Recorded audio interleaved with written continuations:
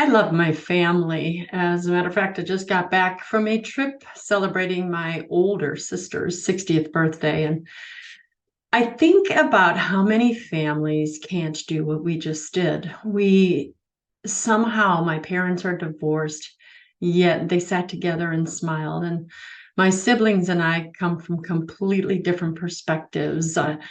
Of the four of us, one of us is extremely to the right. You can guess who that is. One is extremely on the left politically and in terms of God. One is a skeptic and wants to believe that God exists, but isn't sure. And the other one doesn't really care. And in the beginning, this was difficult for us because we would get digs at each other or try to make comments or argue. And I'll admit there was a time where I just didn't even want to be around one or two of them because I was angry. I was angry that they couldn't see the obvious. But as the Lord started speaking to me, he said, your only job is to love. Your job is not to argue until your family agrees with you. And yet I realized how so many people cannot do that. So many people have to argue, have to try to get their point. And don't get me wrong, my mom always said I should be a lawyer because I love to argue. But when you realize the lack of productivity in your arguments, that there's a greater strength in letting it go, and there's a greater trust in saying, God, I entrust my family members to you. I ask you to send them someone who will show them truth and let it go. God's only commandment to us, his greatest commandments, are to love God and then to love your neighbor as yourself. So we are called to love our neighbors. We are called to love our enemies, but we all have such a hard time with that idea of what love is. What is love? Oh, these warm, gushy feelings. No, it's not. Love is selflessness. That means letting them talk, even though you'd rather talk. It means going to someone's house when you'd rather stay at your house. It means sacrificing something. It means hanging out with a sibling who you might disagree with. Now, some of you are probably thinking, well, I would do this if my family member would, come talk. Well, I want you to check your own heart. Again, it took me a while to realize the hardness that I had in my own heart. When I realized God was saying, no, Christine, it starts with you. You are the Catholic. You are the Christian. You are the one that knows me. You are the one that should love, which is to be patient. And instead of giving up hope on my siblings, I said, Lord, I'll be patient as you walk them through whatever they have to walk through in this life to experience what they need to experience, to sometimes hear digs, even if, I disagree. Surrendering in humility when they say things that maybe were meant to kind of get you. Now, I'm not saying my family did that. We've done that in the past. But this time was so different because the love, the desire to say, I want to be around you and to remember our memories as children is more important to me than reminding you that I know God, you don't, or, oh, well, you think this, well, I don't, or, oh, that's how you feel about the vaccine, well, I don't. Why? Do you do this with your spouse? Do you do this with your children? Do you do this with coworkers? Do they do it with you? Are you more like Christ, or are you more like the one with the hardened heart? I think we all have a little bit of hardness in there that we don't recognize. And I had to see it myself. I don't know if you're getting much from what I'm trying to say in this video.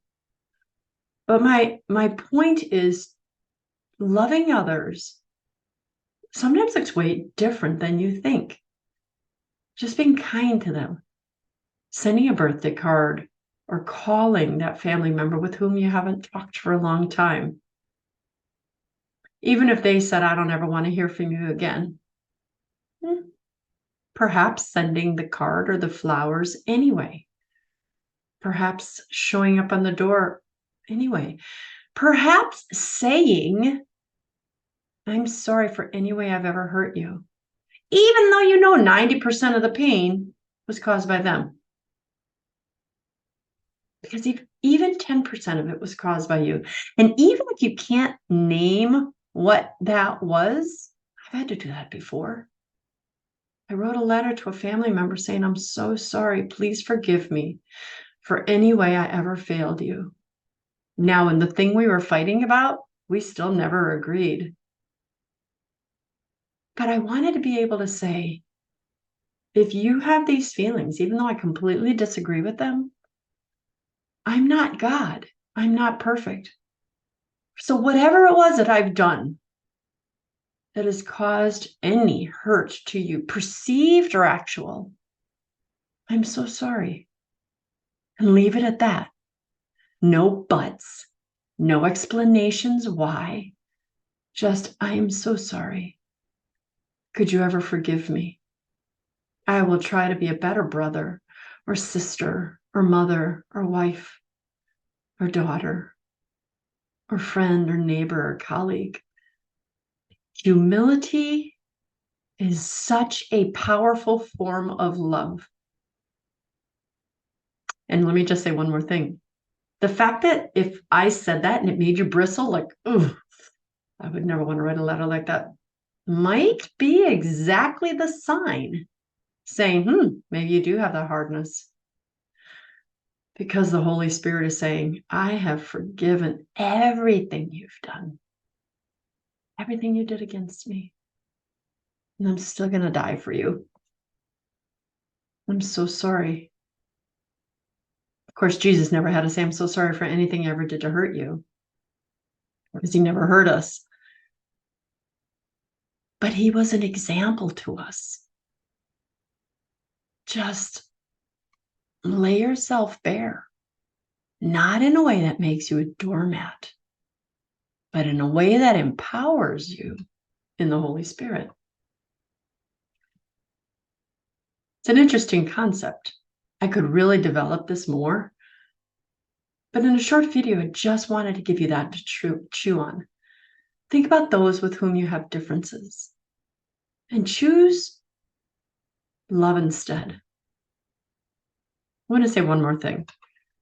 I have a friend, and this friend, I'm trying to say it in a way that gives no clues.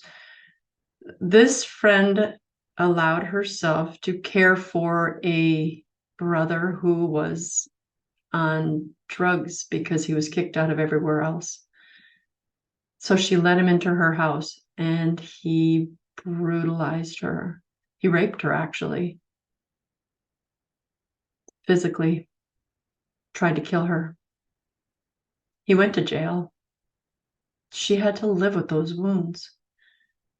And for many years, though she always told her mom and dad, I'm not going to make him leave your life. I just can't be around him. Over time, as her heart healed, she was the strongest Christian in her family, the strongest Catholic, so that means Christian. And I will tell you, by the time her mother died, it was this sibling that invited that person, that betrayer, that one that brutalized her, to come sit with the family at the funeral. She said, you're still part of Mom's family, and I have forgiven you a long time ago. Doesn't mean that she was going to hang out with him. It doesn't mean that she had to be best friends with him. But it meant that she said, I am going to face God, and I'm not going to have on my soul God saying, why did your heart remain hard? See, the world would say, that's brutal. what she went through. And it was brutal. After he did that, he tried to kill her. But that's the world. Jesus says instead, do you forgive your enemies? Do you love them? And that's what love is. Love was saying, you can sit with the family. It's your mom too. They didn't sit next to each other. They didn't hold hands and sing Kumbaya. But it was this woman's magnanimous deed that shone for all around them. Her mother would have been so proud. Our estrangements come in different shapes and sizes, and you may think you have it bad, and I'm pretty much saying no one's had it. Few have had it worse than this woman that I talk about. But her example of love was one that is beyond compare. What's your example? Not judging your estrangement, not judging the fight, but saying you are the Catholic, you are the Christian. What is God calling you to do? Go above and beyond. Be like Jesus. Be a way that the world says, what? No way would I do that. Well, if the world wouldn't do it, then you should. I'm Dr. Christine Bacon. I would love to hear your comments. Remember always to live your life sunny side up.